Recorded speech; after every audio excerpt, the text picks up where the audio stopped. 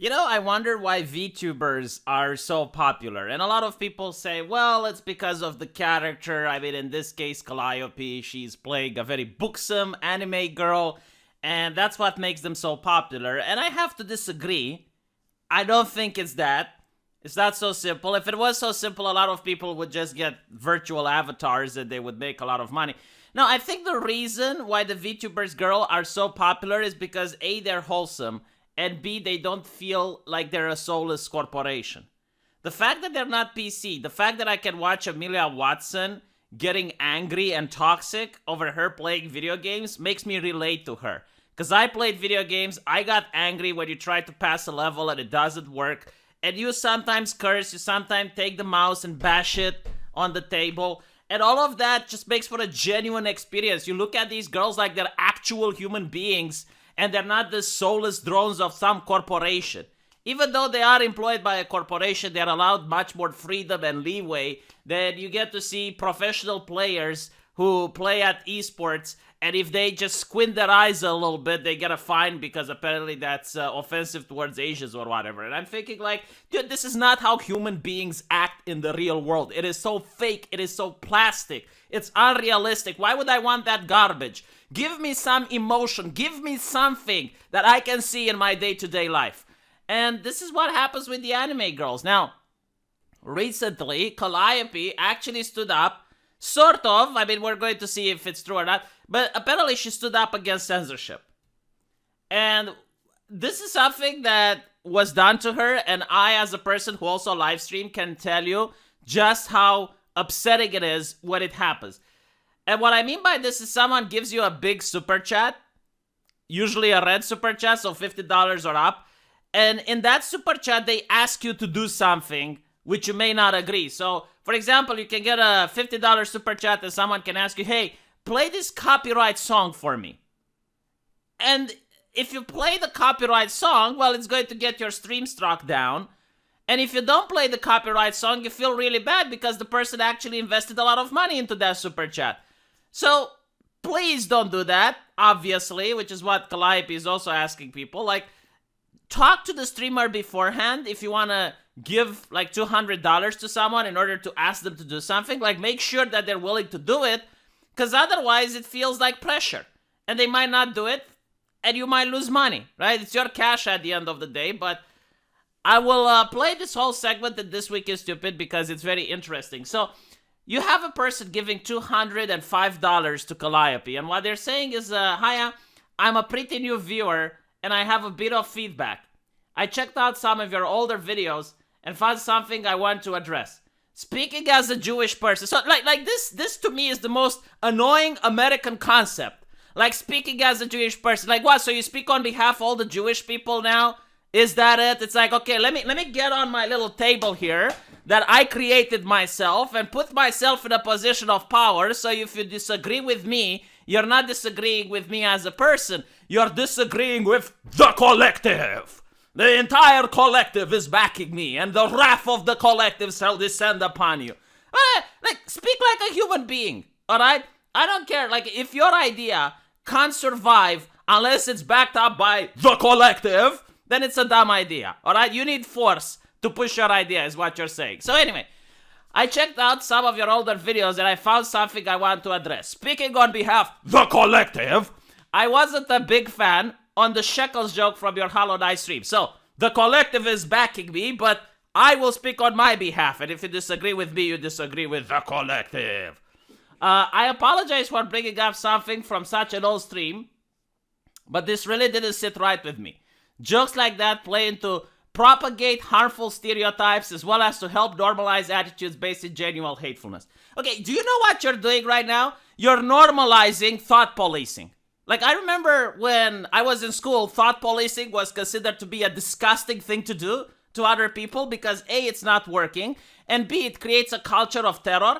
But let me tell you something else, alright? Like, when I was a kid, I used to play soccer with the other kids around the block.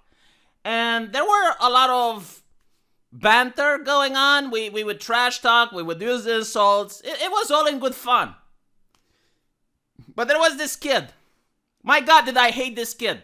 And I wasn't the only one that hated this kid. Everyone hated that kid. Because when he came to play, he would bring his mother. Like, who does that? What type of person brings their mother when they're playing soccer? And what the mother did, the first thing she was doing is to thought police people, to start asking us. It's like, so how did you do in school? How are your grades? Please don't make that joke. Please don't speak with that language. And everyone just despised that kid. Like, no one wanted to play with him. Right? So we're not talking like physical bullying. No, like what happened to that kid was much worse. No one wanted to interact with him. Like, he was getting the most passive-aggressive treatment you can imagine. The moment's like, hey, do you want to play? No, sorry, I have something else to do. Like, that kid was always alone on the playground just because, like, no one wanted to interact with him. Because what he would do is, like, he would tell his mother if you upset him, and then the mother would tell your mother, so no one just wanted to play with him. Like, no one wanted to deal with that shit. He was a hot potato. Absolutely no friends, right? So when you're saying it's like, oh, well, people shouldn't make jokes and whatnot, you're saying people should thought police each other. People should bring their mother. That's what you're saying. People should bring their mother over there to make sure that everyone is having fun accordingly. Like, do you honestly believe that Calliope on YouTube is going to create anti-Semitismus in the real world? Because I'm willing to see the studies on that. Like, show me the studies. Show me the evidence. Show me the actual correlation. Show me the scientific theory at its work. Because at this point, it's really the same argument like saying violent video games create violence. Or reading violent books is going to create violent people. I don't think so, okay? And I honestly think that you are the person with the problem. So given the fact that Calliope has millions of viewers and you are just the very, very infinite, small, negligible vocal minority that's complaining, it would be a lot more simple for society to protect you from Calliope than to take her away from those millions of viewers. So the way you can be protected is ask your ISP to ban Calliope for you, because clearly you're incapable of just not clicking her links. So just ask the ISP to do you a favor and ban Calliope for you so you can't access that content anymore, which is obviously so damaging and so hurtful to you. So I do agree you need protection from evil Calliope. And then he goes on and says, most non-Jewish people are well aware how prevalent and serious an issue anti-Semitism is. Yes, by the way, anti-Semitism is serious, but the way you're trivializing here is actually hurting the cause. Like, anti-Semitism is some very bad stuff, but it's not going to a VTuber channel where she makes a joke about some shekels. Okay? Like, let's get clear on this.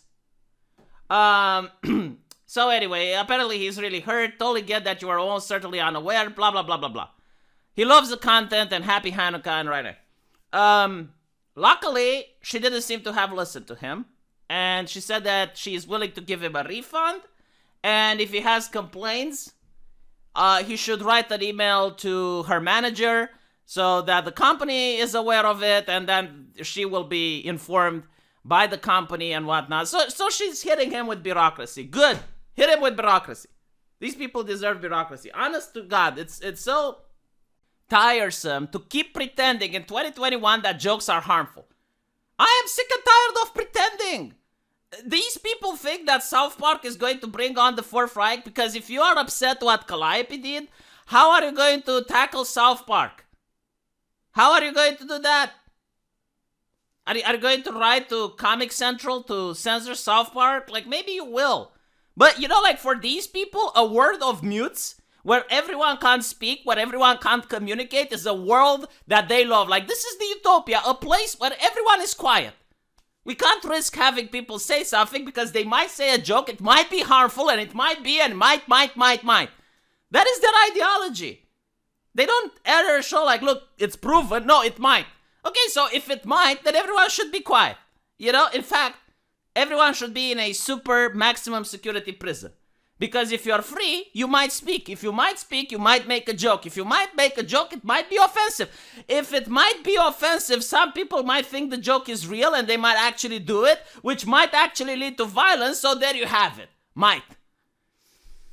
I was a little bit upset, you know, because the anime girls are like an island of some small measure of toxicity on YouTube.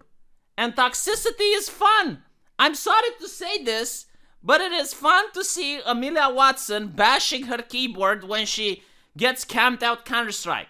Like, to me, that is funny. It's enjoyment. It's entertaining. It's like, oh my god, she's like a real human. She's not like a slave that's afraid to say something because she's going to upset someone. Like it's a Gundam is. It's a Gundam is a slave. It's not his fault, you know, he wants to have a channel, and just like me, we're both slaves.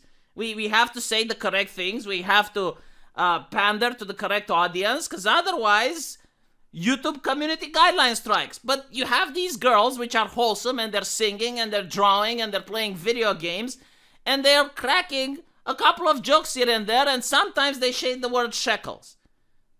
But no, apparently not. Now that they're popular, they need to be reeled back in.